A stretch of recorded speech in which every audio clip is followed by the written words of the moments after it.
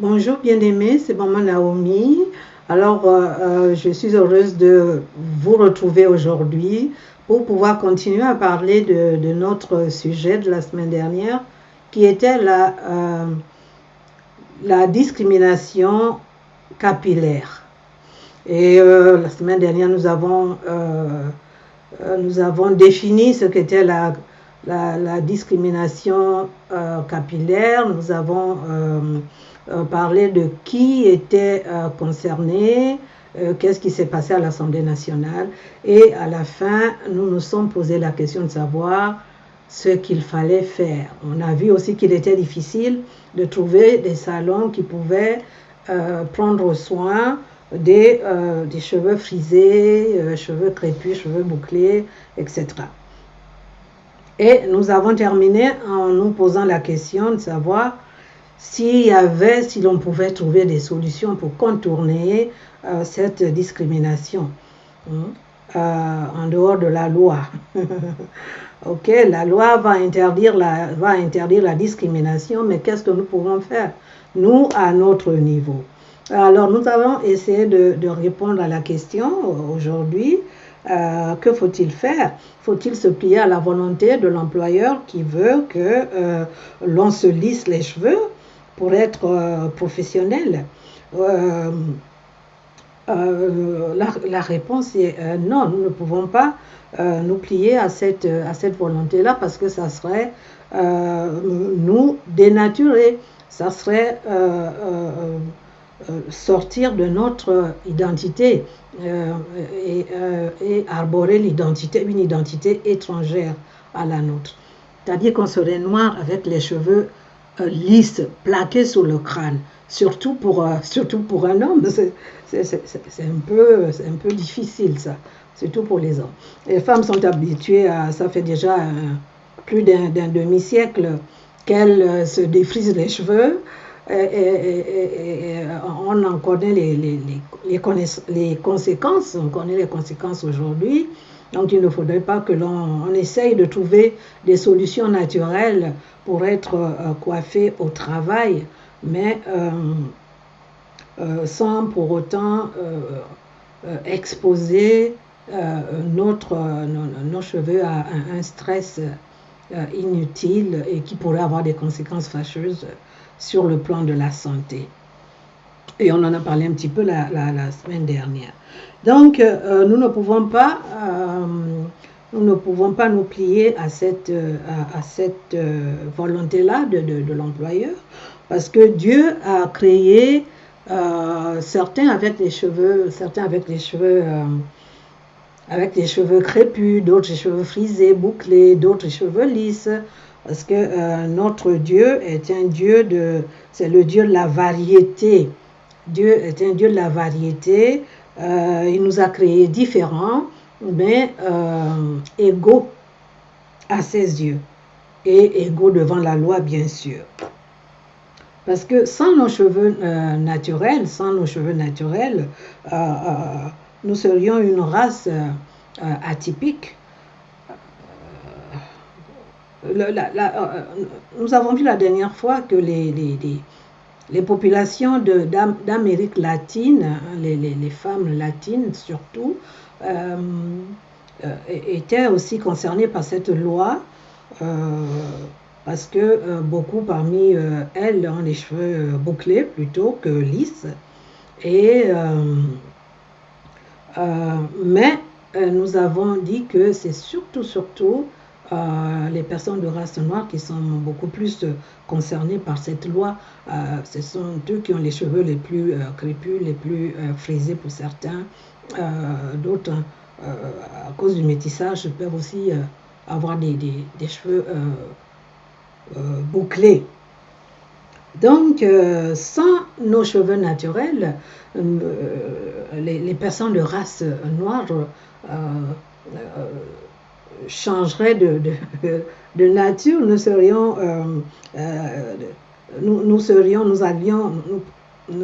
pourrions arborer une race atypique, c'est-à-dire qu'une race qu'on ne saurait décrire.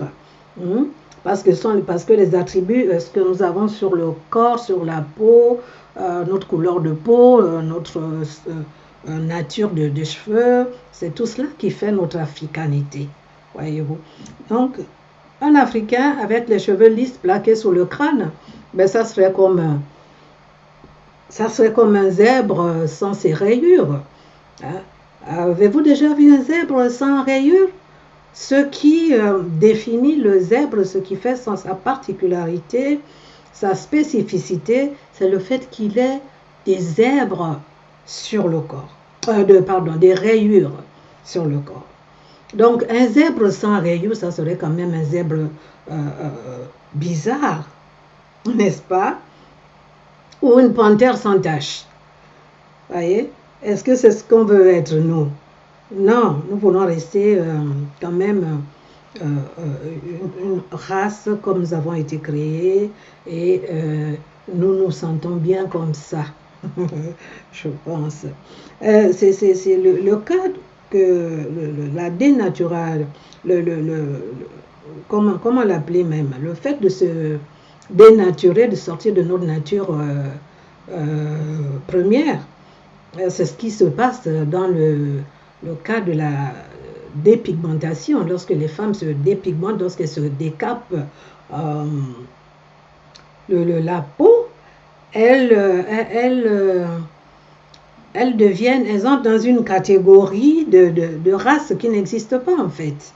Elles ont un teint ni noir, ni blanc, elles ne sont ni noires ni blanches, mais elles ont, pour la plupart, elles ont une peau plus claire que d'habitude. Et souvent, c'est des couleurs qu'on ne trouve pas, ni même dans le métissage, des couleurs qu'on ne trouve pas. Parce que ce ne sont pas des couleurs naturelles, des couleurs qu'on obtient grâce à des produits. Donc, c'est un teint qui n'a pas de... c'est un teint qui n'est pas naturel, un teint qui n'est pas naturel, et c'est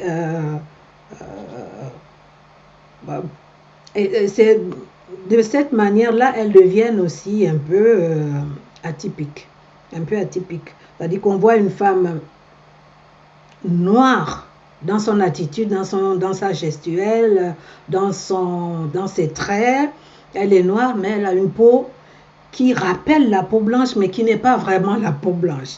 Voyez-vous, parce que le teint s'accorde. Le teint s'accorde avec tout ça, ce que Dieu a créé. Le teint s'accorde avec qui nous sommes, avec nos traits, avec notre façon de parler, avec nos gestes. Voyez, parce que avec le teint, il y a un type de nez, il y a un type de lèvres, il y a un type de regard même, il y a une attitude qui s'accommode avec le teint qu'on a, voyez-vous.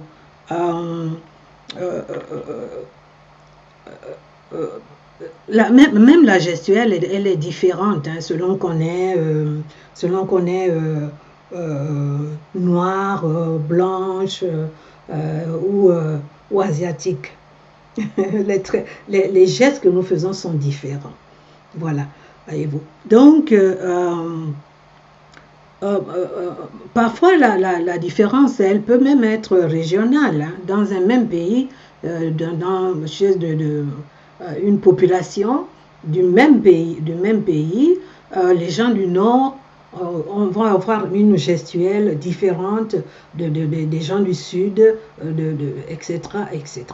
Voyez. C'est Dieu qui a fait les choses ainsi. Et lorsque vous faites des études en sociologie, par exemple, vous remarquez cela parce que vous mettez l'accent sur ces choses-là, parce que souvent, elles passent inaperçues chez les autres.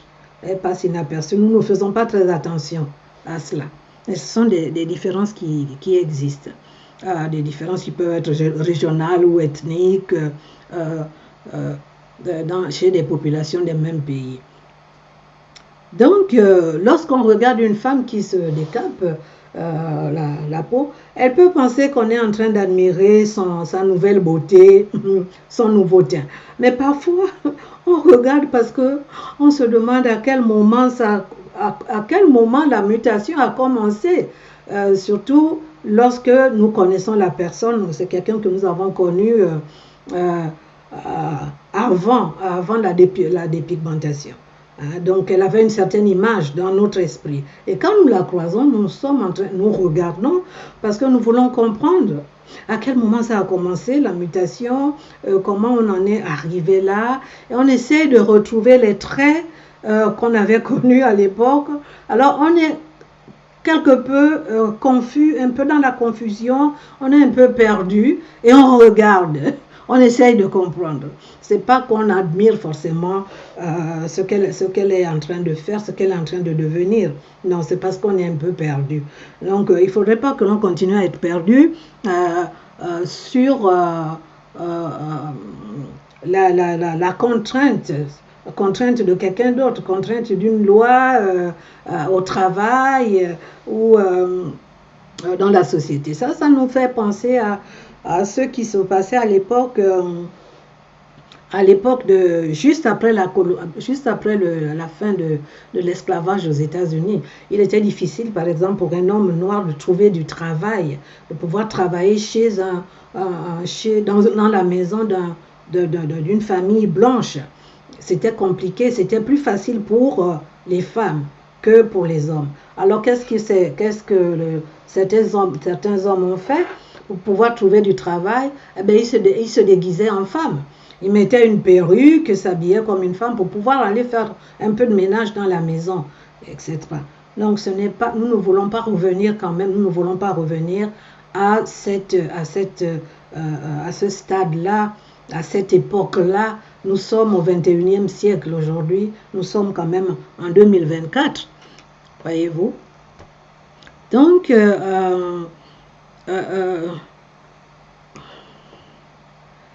dès lors qu'on a du mal à identifier votre origine raciale, culturelle ou même ethnique à cause d'une nouvelle image que vous arborez, alors à ce moment-là, il y a problème. À ce moment-là, il y a problème. S'il m'est autorisé s'il m'est autorisé, je le mettrai au présent, de donner un avis, mon avis serait que moi je dirais aux générations, aux jeunes générations, qu'il ne sert à rien de gommer son identité pour essayer de ressembler à quelqu'un d'autre, ou bien simplement pour se conformer à l'image que quelqu'un veut avoir de nous. Ça ne sert à rien du tout, parce que ça fait des lustres que l'homme, la femme noire vit selon le regard de l'autre. Selon le regard de l'autre, en l'occurrence le regard du blanc.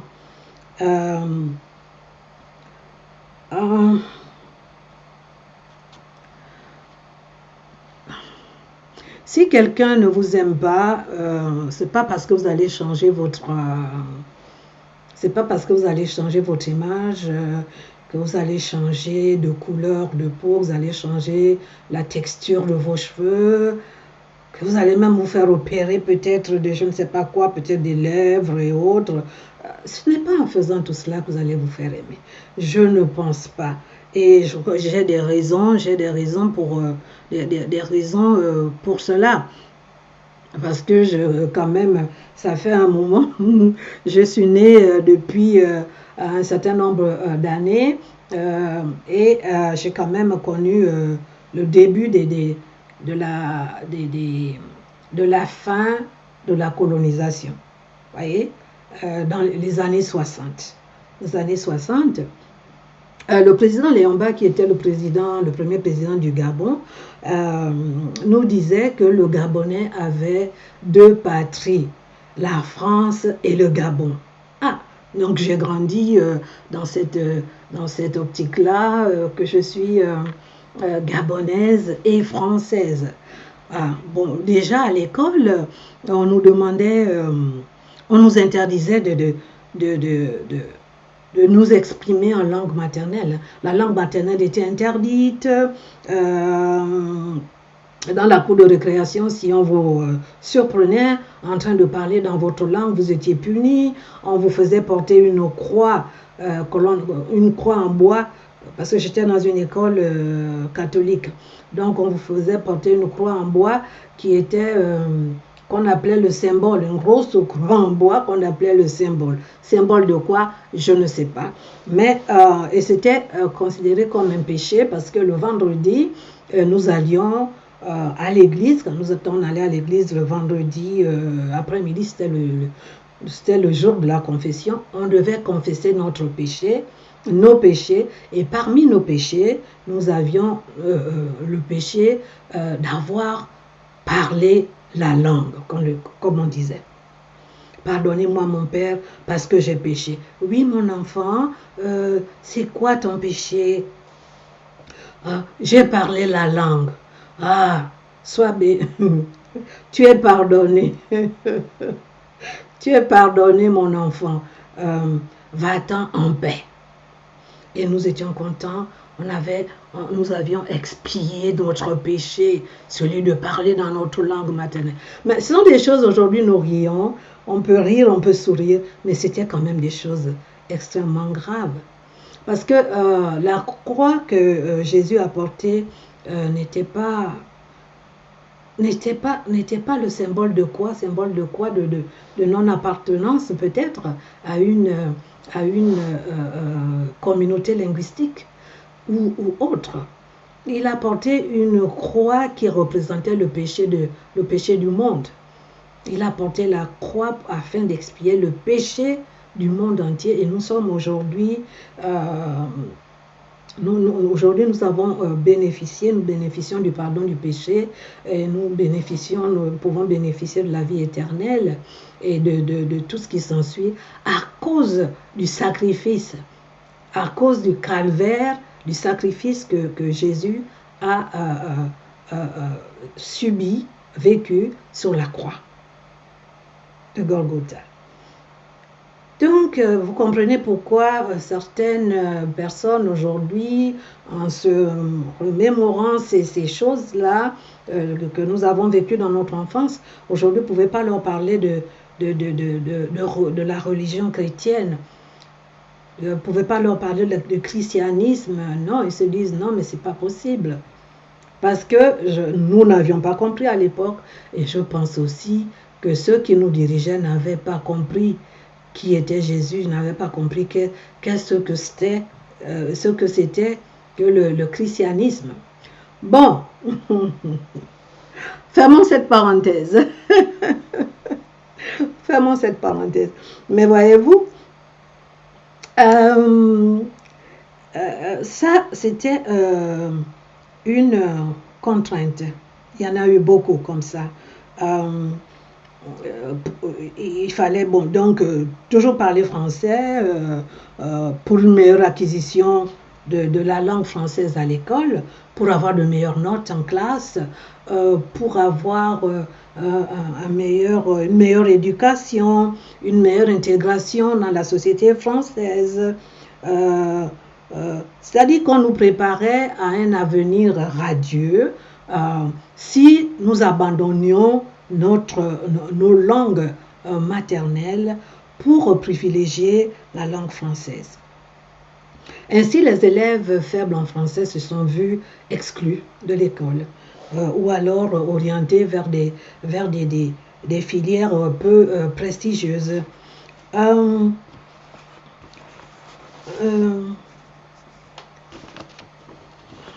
Est-ce que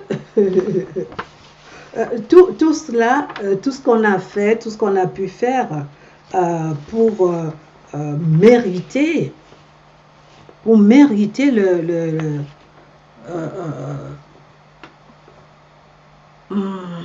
comment l'appeler, pas seulement une nationalité française, mais peut-être mériter euh, mériter d'être, je ne saurais pas comment le dire, mériter d'être français, cette nature française. On nous a par exemple imposé des prénoms aussi, des prénoms français pour pouvoir avoir accès au baptême. Il fallait un prénom français. Parfois, enfin pas parfois, hein, souvent, même si on n'était pas baptisé, il nous fallait un prénom français à côté de notre nom,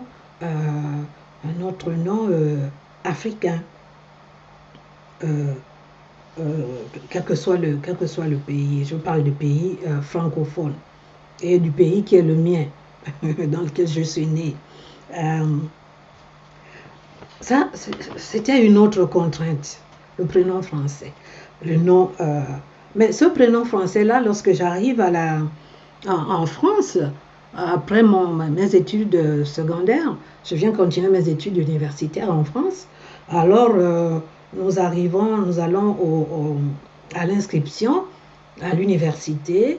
Alors, la dame qui est là demande quel est votre prénom. Alors, je dis mon prénom. Et votre nom, le nom, je dis le nom. Et la femme de s'exclamer, oh, oh mon Dieu, un nom barbare à côté d'un prénom français.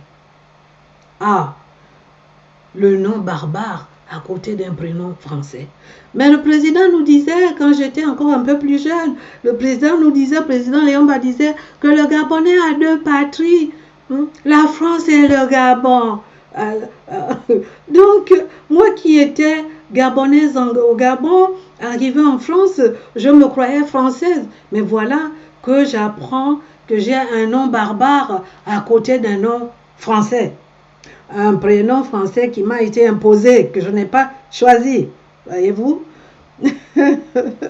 Voilà quelques raisons pour lesquelles il ne sert de rien d'essayer même de changer qui on est. Voyez? Les candidats à la naturalisation ou même les simples citoyens de l'époque après les indépendances devaient franciser leur nom. Puisque nous étions considérés comme des citoyens français, donc pour certains, pour accéder à certaines professions, il fallait franciser son nom, il fallait que le nom puisse avoir une consonance française. Donc, bref, ça vous savez ce que ça veut dire. Donc je pourrais vous citer une litanie de contraintes imposées au peuple de l'Afrique de la coloniale pour pouvoir mériter le prestige, entre guillemets, le prestige d'être considéré comme français. Aujourd'hui, nous nous exprimons en français mieux que certains natifs. Nous connaissons l'histoire de nos ancêtres les Gaulois et leur géographie mieux que nous connaissons celle des autres pays africains. Nos enfants ne parlent pas nos langues maternelles pour la plupart parce que, comme nos parents, nous avons négligé de leur parler dans nos langues. Quand bien même nous parlions entre nous, mon mari et moi, nous parlions dans notre langue maternelle. Mais lorsque nous nous adressions aux enfants, nous nous adressions aux enfants en français. Donc, si vous ne vous adressez pas à un enfant dans une langue, mais cette langue-là, vous l'utilisez pour parler entre vous, l'enfant se dit que ça, ce n'est pas sa langue. Ça, c'est la langue des parents. Et voilà comment nos enfants n'ont pas pu acquérir la connaissance de nos langues maternelles. Et nous avons négligé ce côté-là parce que, comme nos parents avant nous, nous avons cru que le fait d'exceller en français facilitait les études. Faciliter les études pouvait faciliter l'obtention des diplômes, etc. Mais bon, nous avons obtenu quand même les diplômes, hein, les mêmes diplômes que nos frères et nos sœurs, nos amis français. Nous avons obtenu les mêmes diplômes qu'eux, des diplômes que nous avons obtenus dans des langues étrangères, des langues étrangères que nous avons acquises avec beaucoup de mal, parfois dans la douleur, mais nous avons quand même pu avoir ces diplômes-là. Et je pense que nous avons du mérite. Donc, vous ne pouvez pas monnayer cela, vous ne pouvez pas laisser tout le mal que nous nous sommes donné, le mettre de côté et que, qu'on vous dise que puisque vous n'avez pas un certain type de coiffure, vous ne pouvez pas travailler. C'est que nous avons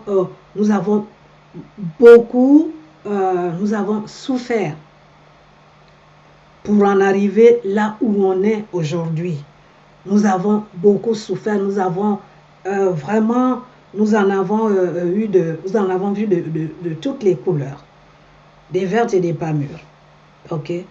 Et nous pensons quand même que nous avons un certain mérite. Il faut bien que vous le disiez. C'est-à-dire qu'on ne peut pas monnayer la connaissance que vous avez, le savoir-faire que vous avez. Ça ne peut pas être